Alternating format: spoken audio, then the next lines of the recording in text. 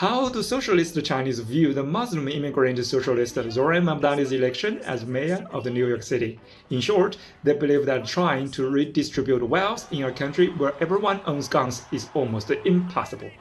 China is a socialist country, right?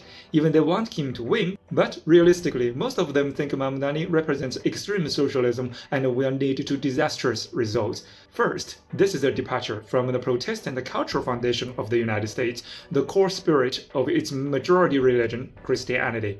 Mamdani's rise marks another failure of Protestant influence, and religious conflict in America will likely grow stronger from now on. Second, Zoran Mamdani stands alone. Trump was an old figure in the Republican Party, and Mamdani is now the same for the Democrats. Because of his sudden rise, both Republican and Democratic establishment figures supported Trump instead. Can you imagine? That means neither party's establishment backs Mamdani, making it almost impossible for him to achieve much while in office. Third, can socialism succeed in New York City? Socialism only works under strict conditions. It requires control over capitalism. So tell me, my friend, that in the United States, capital controls the government or the government controls the capital? Answer me, please. Trying to carry out socialism in the heart of global capitalism is underestimating the world's smartest capitalists in the United States.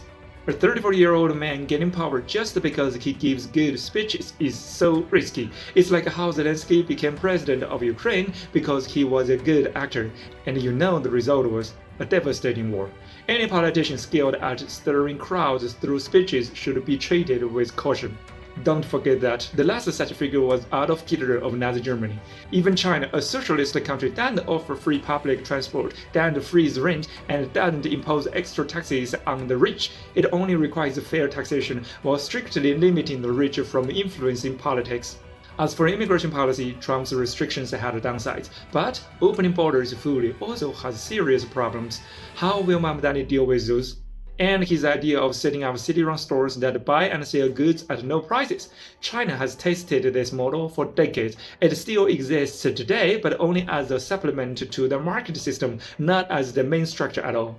Overall, Chinese observers think Mamdani's plans are too idealistic, and executing them will bring major disasters. And finally, his approach goes against natural social laws.